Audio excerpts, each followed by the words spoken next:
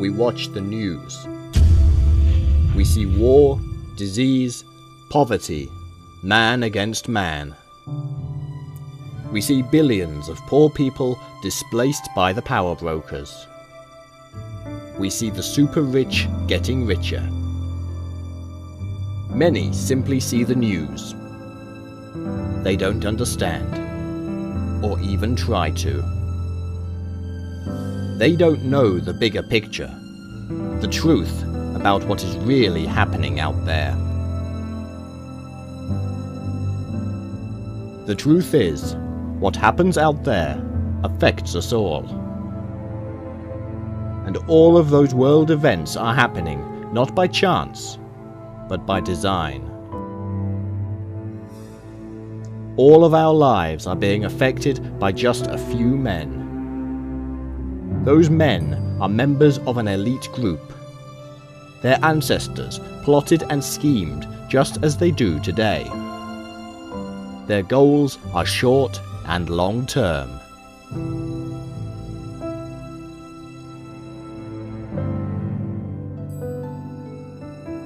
They affect all levels of society. Lawmakers and enforcers, religious and political leaders, movie makers and media moguls, industrial giants and pharmaceutical murderers. All around the world they work, plotting and scheming and plotting. Nobody dares to speak out against them. Most don't even know. Through clever manipulation, marketing, propaganda and force, they control the world. These are not the people you're thinking of.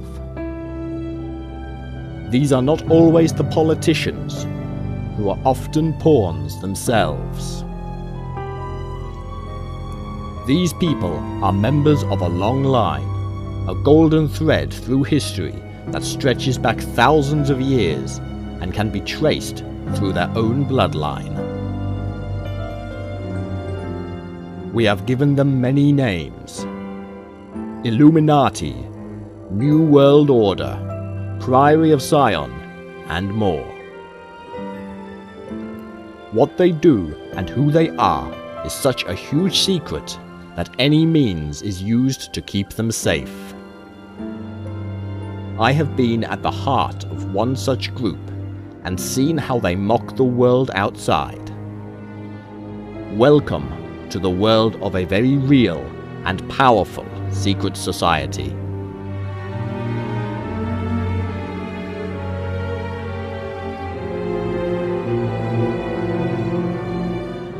Almost everybody will have heard of the New World Order. But who understands what it really is? It's no great secret. It's been in numerous movies. Most see it as some kind of grand order of people in power plotting world domination and the development of a utopian world. This belief has been fostered and spread as if it were not such a bad thing. The truth is, a great many people want to join. Slowly, over a long period of time, this secretive group will introduce methods to take over the world, to replace sovereign states and governments. Could it really be true that such men conspire with each other across the world and throughout time? The answer is yes, and it is in fact a natural state. All men conspire. From children in the playground to politicians behind the scenes, they all lay plans for their own ends, for survival. Whether political, religious or financial, all elements are controlled. From my own brief sight into this world, I noticed that members of this particular order were from across the spectrum. A princess, a Hollywood star, a judge, a bishop, and an author were just a selection of the high and mighty. And one thing struck me. They all had a bloodline claim to their roles and positions in the group.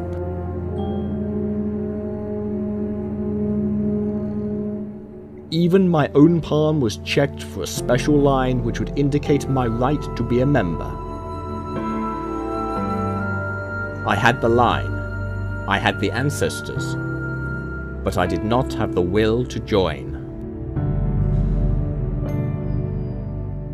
Have you ever wondered why our political leaders always seem to emerge from the same universities?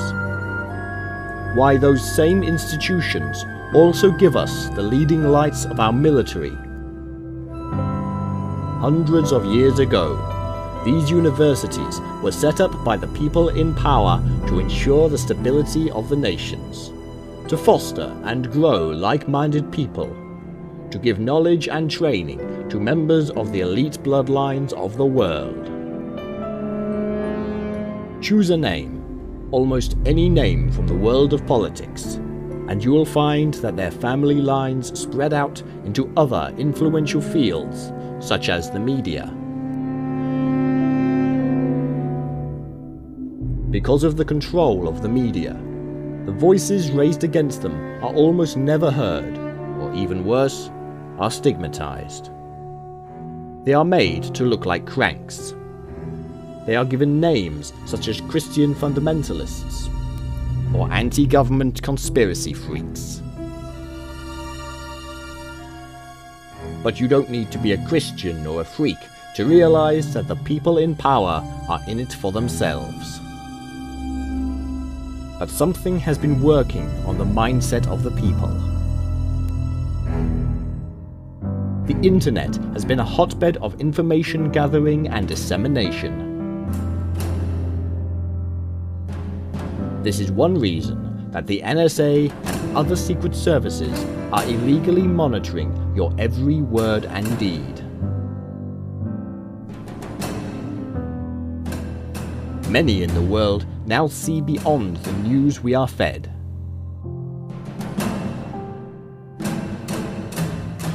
They reject the official story about 9/11.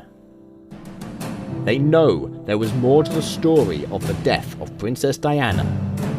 They realize that there are massive cover-ups over the misdemeanors of the rich and powerful.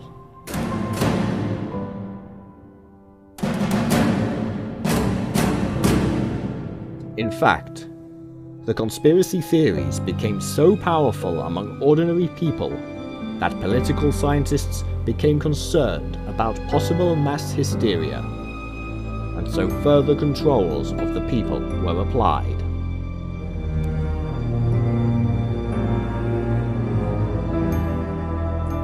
Every level of our lives are now controlled by those in a vast computer that spews out statistics for control.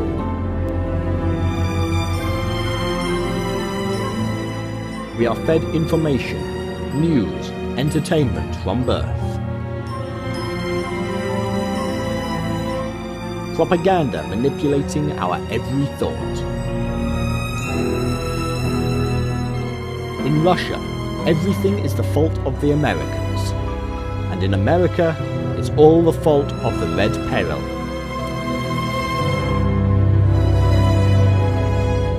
False borders, created and marked upon maps by our illustrious leaders, keep us always against our brothers just a few miles away.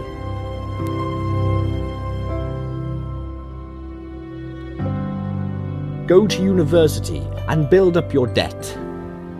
Buy a house and tie yourself into the bank for 25 years. Pay your taxes to get your bins emptied. Look like this to be accepted in your society. Eat this filth we have repackaged, painted and scented for you. Trust us. We are your leaders.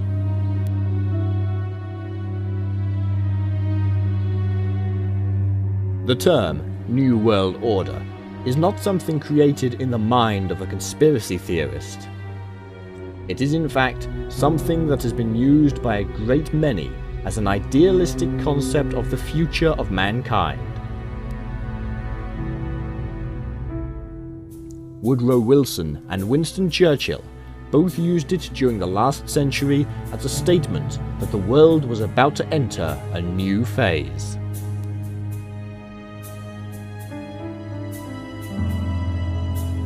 The world had just been through a massive upheaval. From 1914 to 1945, a grand repositioning of powers was fostered, and we called them World War I and II. In effect, this was a movement of sovereign states. A period when the old, stale empires such as Great Britain were reduced to rubble and rendered bankrupt.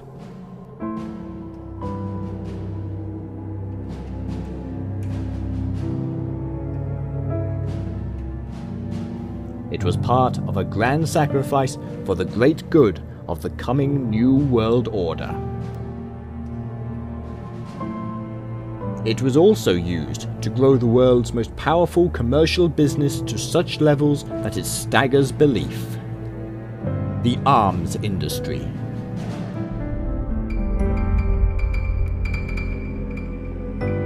The three biggest arms industries in the world are all in the USA, the very country that came off best following both world wars. Every year, these three companies alone rake in over $100 billion. They employ 500,000 people. When you create war, you sacrifice people, but you make a fortune, not just from the arms, but from medical supplies. This then feeds the other huge industry on the planet: chemicals.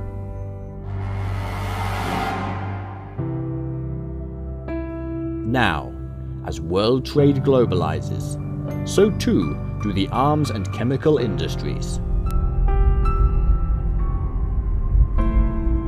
Huge percentages of emerging nations' budgets are spent on arms and medical supplies. And this often brings civil wars, which fosters that growth. After the First World War, a League of Nations was set up to bring countries together. It failed. After the Second World War, the title was changed to United Nations, and trillions of dollars now pass through this organization, which has amazing power.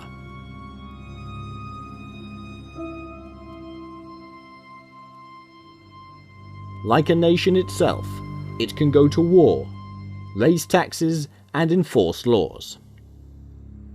And it can do this at the whim of just a few people. The same people that have always been in power. Add into this the organization we call NATO, and we have yet more incredible power in the hands of just a few.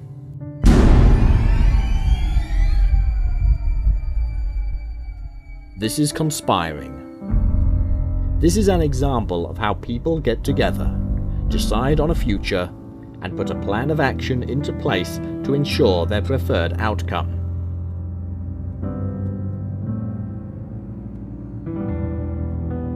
And none of this was done by anybody new. All the real powerful decisions were made by people whose ancestors and relatives have always done so.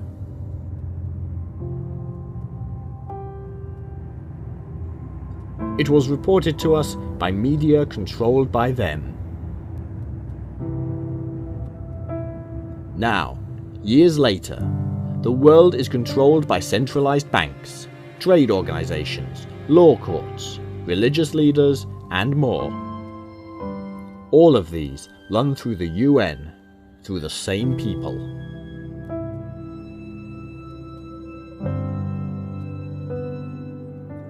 All of these are led by people spawned and fostered in the same universities from the same stock.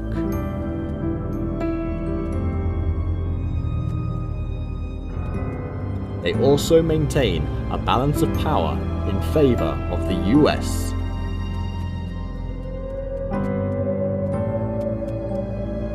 Nobody argued with any of these changes, partly because very few people understood them, partly because those in power owned the media, but mostly because nobody ever wanted to go back to a situation like the World War ever again.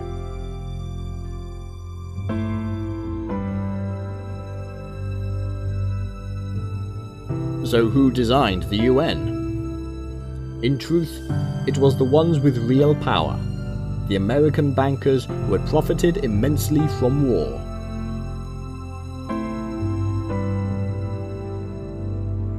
As the system stands today, evolution and capitalism states that simply, the most powerful businesses are the fittest of the species, and will only remain so while there is war or threat of war.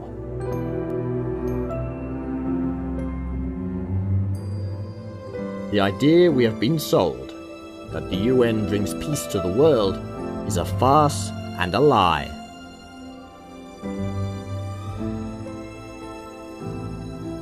Created, run, and utilized by powerful, self-enriching, warmongering businesses that sell us bullets and antibiotics.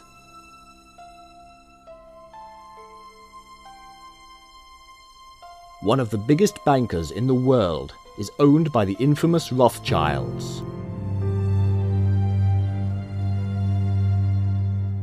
who have been implicated again and again in conspiracies the world over.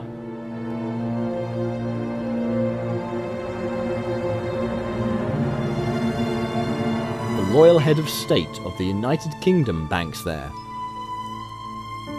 This same royal head also owns stakes in the world's biggest oil company, power companies, uranium mining companies, chemical companies, and retail, amongst others.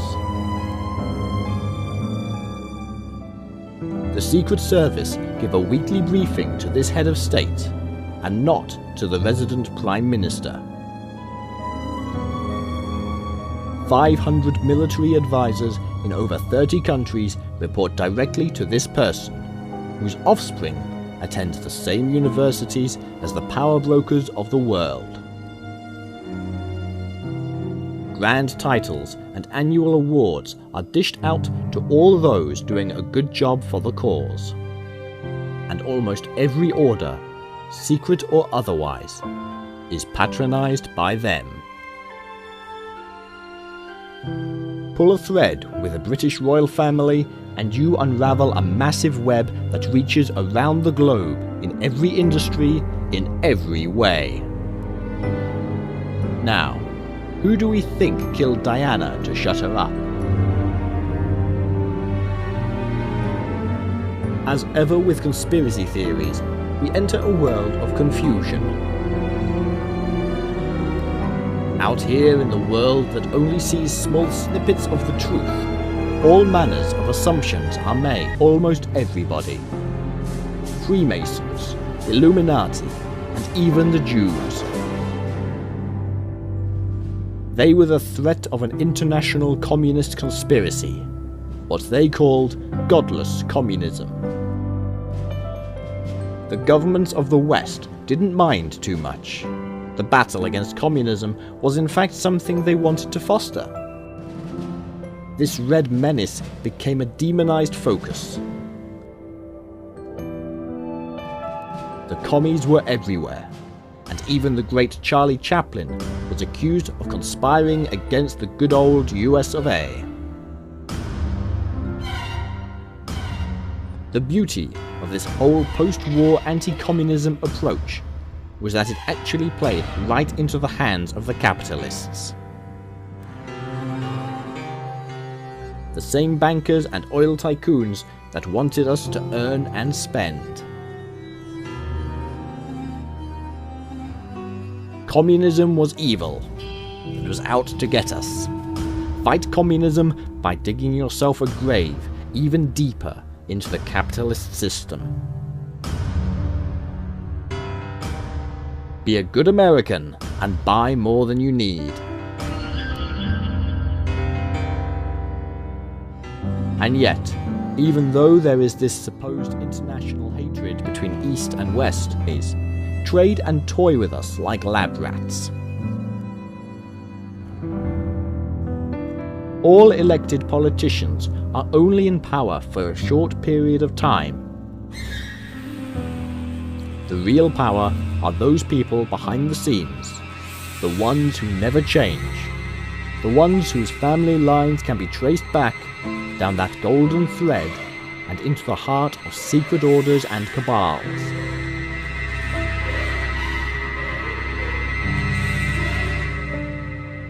The civil servants of the world have more power than their puppet politicians, and in religion, royalty or politics, it does not matter. All are methods of control, and all are controlled by an elite few. The puppets of these men with real power mostly have no idea that they are being controlled. Ego is a wonderful tool to manipulate, whether somebody wishes to be a media star or the next president. Words, like songs, are written for them, and they sing along to the merry tune.